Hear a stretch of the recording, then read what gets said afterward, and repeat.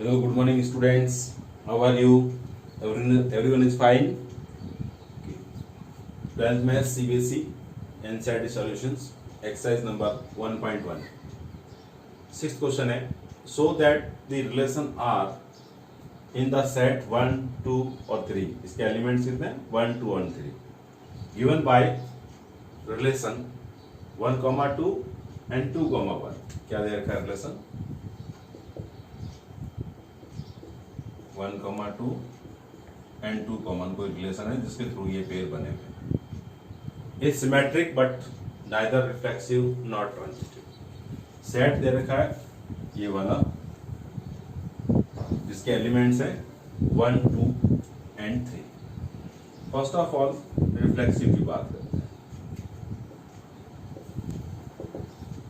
अब देखो इसमें जो 1 है ना इसको आप सेट ए बोल दो।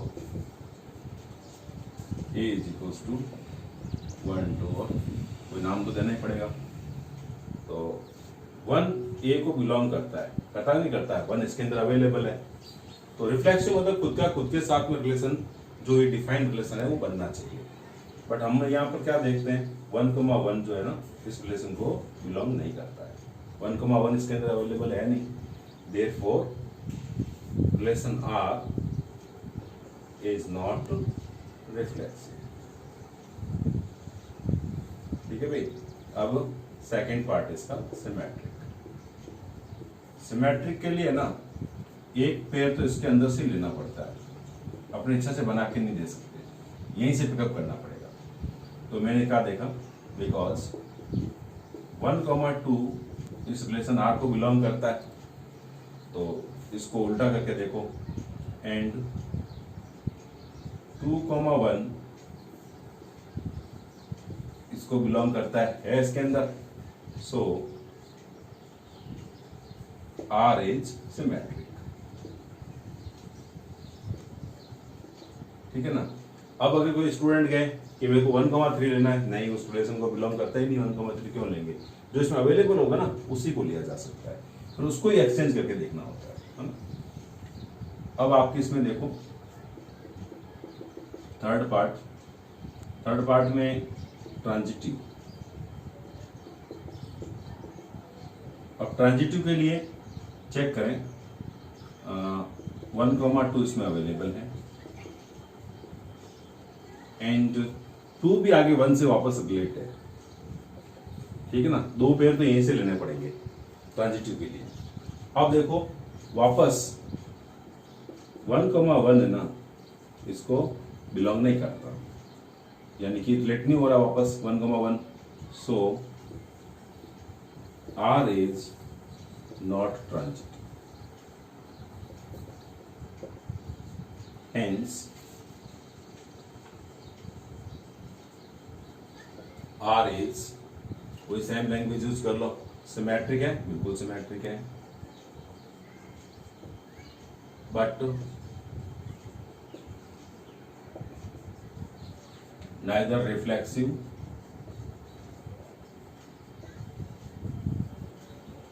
nor transitive।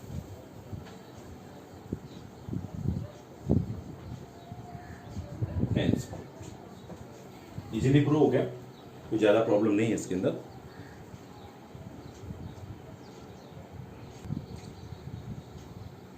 Seventh question, so that the relation R in the set A of all books in a library of a college given by R x, y such that x and y have same number of pages।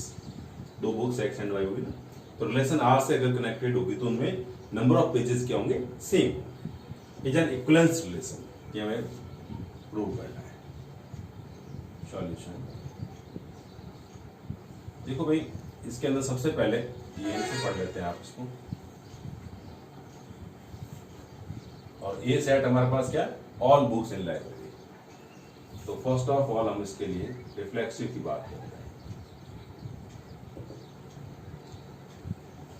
जैसे कोई एक book small ए है, वो अगर set ए को belong करती है, means उस लाइब्रेरी के अंदर, ये कॉलेज की लाइब्रेरी के अंदर ये बुक अवेलेबल है, तो यहां पर अगर a कॉमा ए मेंटेन करता हूं रिलेशन R, तो क्या होगा, कोई भी बुक होगी ना उसको खुद के साथ ये रिलेशन मेंटेन करेगी, क्योंकि रिलेशन क्या है, सेम नंबर ऑफ पेजेस, तो इसमें रिलेशन क्लियरली मेंटेन हो रहा है। Therefore R is reflexive. ये तो इजीली हो गया। अब सेकंड में देखते हैं सिमेट्रिक। सिमेट्रिक के लिए देखो, A एंड B कोई भी दो बुक्स है जो इस लाइब्रेरी के अंदर अवेलेबल है, एंड A कॉमा B इस रिलेशन को मेंटेन करती है। रिलेशन क्या है, A और B की नंबर ऑफ पेजेस क्या है, सेम। तो अगर मैं इसको रिवर्स कर दूं, यानी B पहले और A बाद में लिख दूं, तो B के नंबर ऑफ पेज A के इक्वल होंगे। जब A के नंबर ऑफ पेजेस B के इक्वल है तो B के भी क्या होंगे, A के इक्वल होंगे, बिल्कुल मेंटेन होगा relation. Therefore R is symmetric. इसी तरह से थर्ड, ट्रांजिटिव। ट्रांजिटिव में क्या होता है, A, B and C 3 books हैं जो इसमें सेट A में अवेलेबल है, ठीक है। क्या रिलेशन है इनके अंदर, if A, B belongs to R and B, C also belongs to R।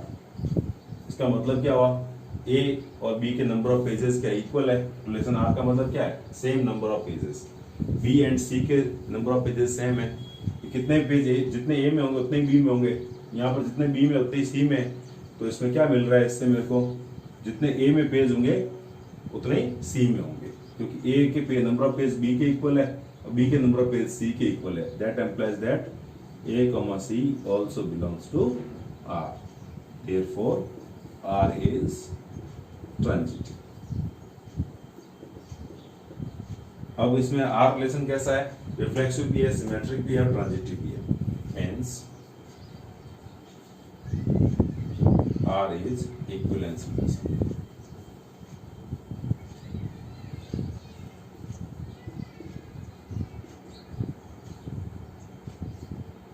Clearly हो गया भाई, कोई दिक्कत है नहीं इसके अंदर, इजी क्वेश्चन है। Question number 8, show that the relation R in the set A, set A दे रखा है 1 2 3 4 और 5, given by R equals to A, B such that A minus B का मॉडुलस जो है ना इज इवन, यानी modulus of A minus B is even, is an equivalence relation. Show that all the elements of 1 3 5 are related to each other and the elements of 2 4 are related to each other, but no element of 1 3 5 is related to any element of 2 4। अब यहाँ पर देखो, इसको questions को अलग अलग हिस्सों में अपन ब्रेक करके करेंगे। पहले हम यहाँ तक की बात कर लेते हैं, इक्विवेलेंस रिलेशन, सिर्फ यहाँ तक की बात करें। तो हमारे पास सेट जो है ना वो दे रखा है A is equals to 1 2 3 4 and 5। और अब देखो इसके अंदर रिलेशन जो R है ना, वो इक्विवेलेंस प्रूव करने के लिए फर्स्ट ऑफ ऑल हम बात करते हैं रिफ्लेक्सिव। एलिमेंट्स कौन कौन से सोच सकते हैं, ये वाले, कोई भी एक एलिमेंट A स्मॉल a ले लो जो इस सेट A को बिलोंग करता है। अब देखो, अगर मैं A माइनस A का मॉडुलस ले लेता हूं तो कितना आंसर आएगा, तो 0 आएगा, और 0 क्या है, is equals to even number है। तो हमारे पास क्या बोला था, ये इवन होना चाहिए। देयरफॉर कोई भी ले लो, 1 माइनस 1 ले लो, 2 माइनस 2 ले लो, 3 माइनस 3 ले लो, 4 माइनस 4 ले लो, 5 माइनस 5 ले लो, एवरी टाइम 0 मिलेगा आपको। Therefore R is reflexive।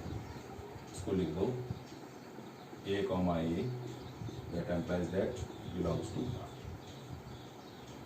A किसको बिलोंग कर रहा है, इस सेट को। Second, symmetric. अब सिमेट्रिक में देखो, कोई भी दो नंबर ले लो a comma B that belongs to set A. अगर मैं इसमें if a comma B belongs to relation r that implies that a minus B modulus is equal to even number कोई भी लिख लो आप, 2m लिख दो आप, कोई भी नंबर 2m हो सकता है, is equal to even number.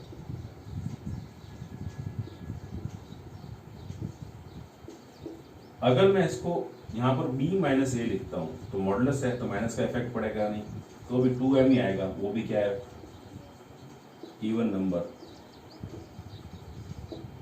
तो इस केस से मुझे क्या मिला, b comma A also belongs to relation r, therefore r is symmetric. आप कोई भी एग्जांपल लेके भी देख सकते हैं, इसमें से कोई भी दो नंबर ले लो 1 कॉमा, जो इसको पहली बार फॉलो करना चाहिए ना। सिमेट्री क्या करता है, पेयर ऐसा लेते हैं जो उसको फॉलो कर रहा हो, एक पहला सेट जो है ना इसको फॉलो करने वाला चाहिए। 1,2 नहीं ले सकते, 1,3 ले सकते हो, लेकिन 3,1 करोगे तो भी आपको इवन नंबर ही मिलेगा। फर्स्ट टाइम जो पेयर लिया जाता है ना वो सिमेट्रिक के लिए इसको रिलेशन को फॉलो करने वाला पेयर ही ले सकते हैं, ये ध्यान रखें। अब उसके बाद में थर्ड है ट्रांजिटिव।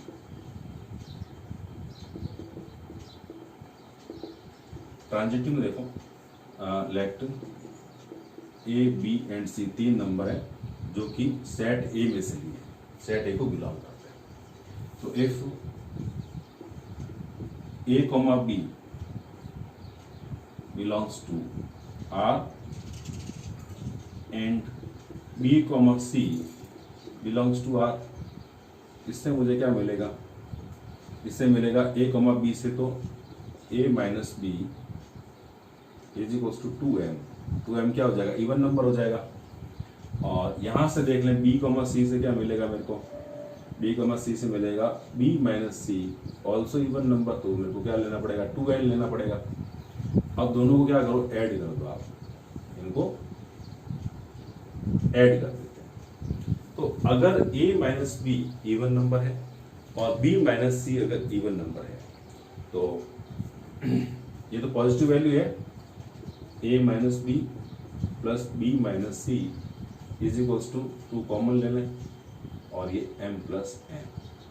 क्लियर भाई, यहां से b से b cancel, means a minus C is equals to क्या आ जाएगा m प्लस n, और मॉडुलस तो अपन मेंटेन कर ही सकते हैं, और ये यहाँ पर पूरा मॉडुलस हो जाएगा।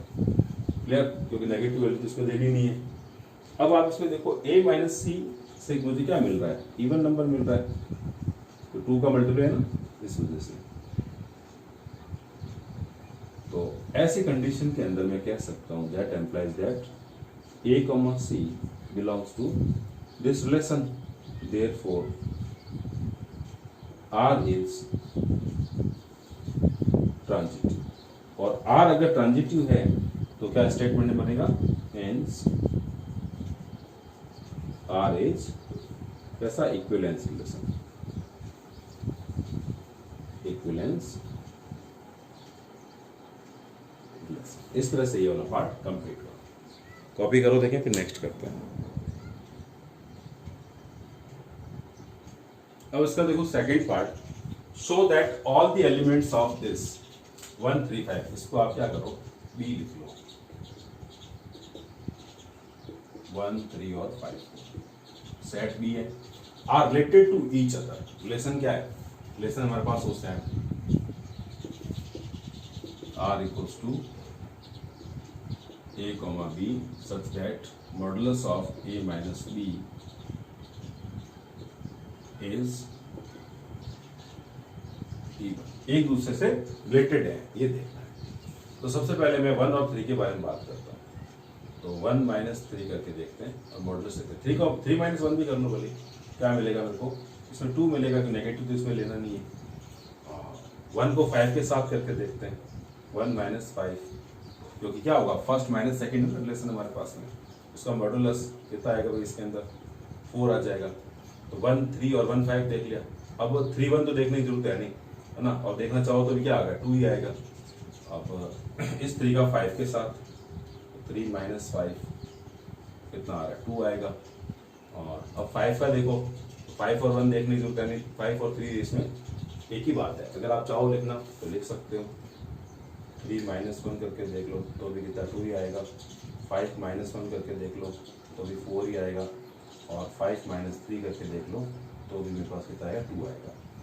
एवरी केस में मुझे क्या मिल रहा है, इवन मिल रहा है, इज इक्वल्स टू इवन, ये भी क्या है इवन है, ये भी क्या है इवन है,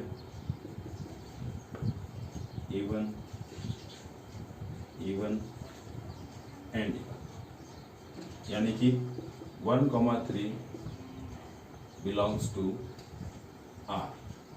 एंड यहां से क्या मिला 1,5 ऑल्सो बिलोंग्स टू आर। यहां से क्या मिला मेरे को 3,5 बिलोंग्स टू आर। एंड यहां से मिलेगा 3,1 belongs to R and 5,1 belongs to R and 5,3 belongs to R। कोई दिक्कत भाई? अब ऐसी कंडीशन हम क्या कह सकते हैं, ये जो स्टेटमेंट दिया था ना, अब वापस पढ़ के so that all the elements are related to each other, तो क्या आ जाएगा hence all the elements of this set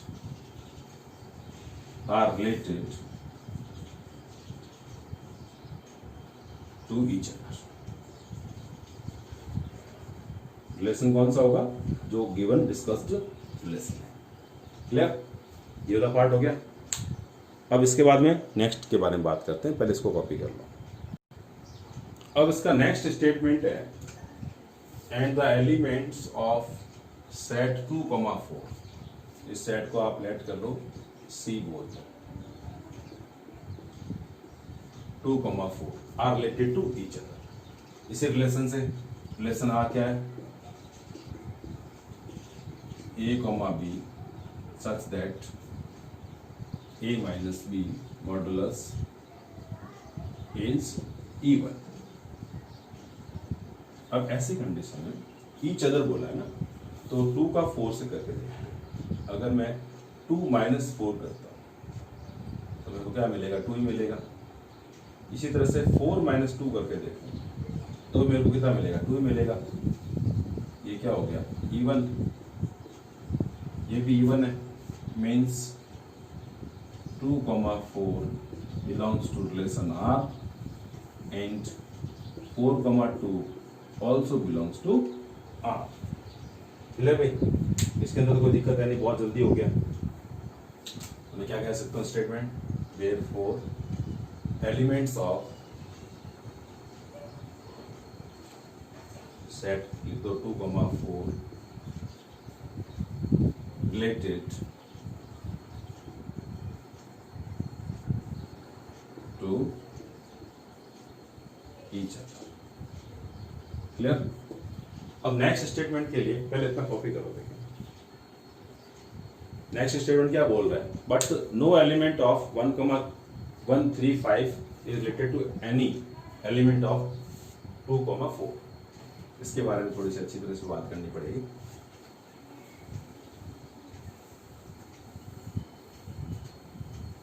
यहां पर ध्यान से देखना, इसको मैंने डी लिया था 1,3,5 और सी है मेरे पास में 2,4।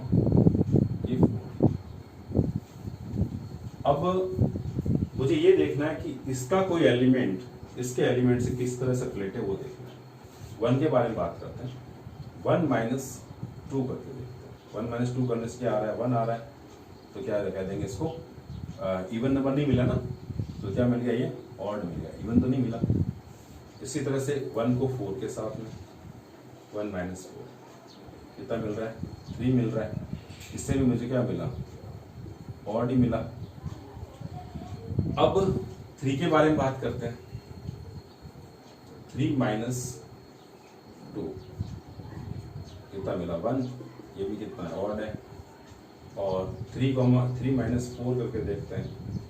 इससे मुझे क्या था मिला, +1 ही मिला, क्योंकि -4 है बट मॉडुलस है तो प्लस ही आएगा। ये भी ऑड मिला। तो 5 से बात करते हैं। 5 माइनस 2 3 आएगा, और ये कैसा है, ऑड है। मीन्स अगर मैं 2 माइनस 5 करके देखूं, इससे मुझे कितना मिल रहा है, नहीं 2 माइनस 5 तो बाद में देखो, नहीं एक ही बात है। 5 को अगर मैं 4 से करता हूँ, 5 माइनस 4, तो मेरे को कितना मिलेगा, 1। यहाँ भी क्या मिला मेरे को, ये ऑड मिला। इन सभी केसेस के अंदर हम क्या ऑब्जर्व कर रहे हैं, कभी हम ये ऑब्जर्व कर रहे हैं कि भी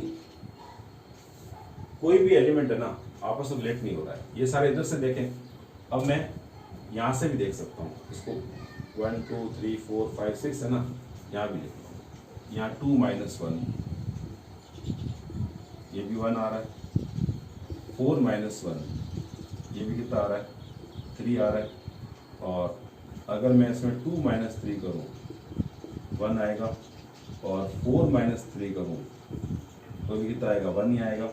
एंड 2 माइनस 5 करूँ तो मेरे पास कितना आ जाएगा, 3। एंड 4 माइनस 5 करूँ फिर भी मेरे पास कितना आएगा, 1। इन सभी केसेस में क्या मिला मेरे को, ऑड। ये भी ऑड है, ये भी ऑड नंबर है, odd number, odd number and odd. अब ध्यान से देखो, इसको आप क्या लिख सकते हो, 1,2 not belongs to relation R. इसको लिख सकते हो 1,4 not belongs to relation R. इसको लिख सकते हो 3,2 not belongs to R. And यहां से आ जाएगा 3,4, एंड यहां से आ जाएगा 5,2, और यहां से आ जाएगा मेरे पास में 5,4। ओके भाई, थोड़ा आगे बढ़ते हैं इसके अंदर। यहाँ भी लिख दें 2,1 not belongs to R, 4,1 R, 2,3, and यहाँ से आ जाएगा 4,3, 2,5, एंड यहाँ से आ जाएगा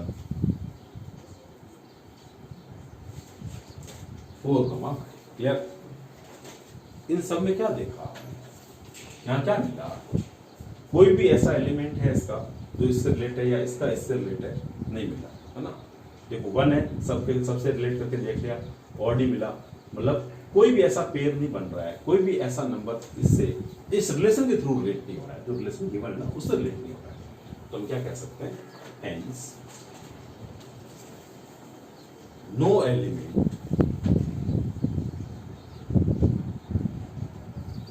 of set 1, 3, 5 is related to any element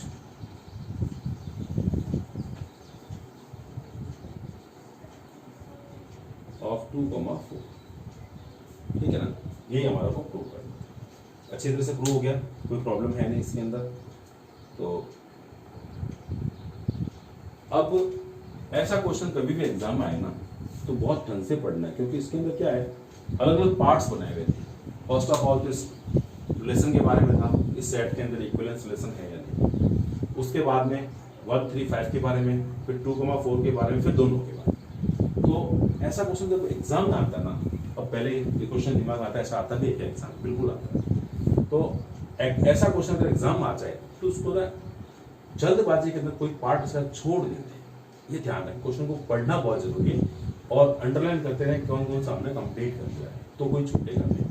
ठीक है ना, ऐसे क्वेश्चंस आपका ना कंसंट्रेशन चेक करने के लिए होता है। ठीक है, बहुत अच्छी तरह से करें, केयरफुली करें, ध्यान से करें। Thank you, all the best.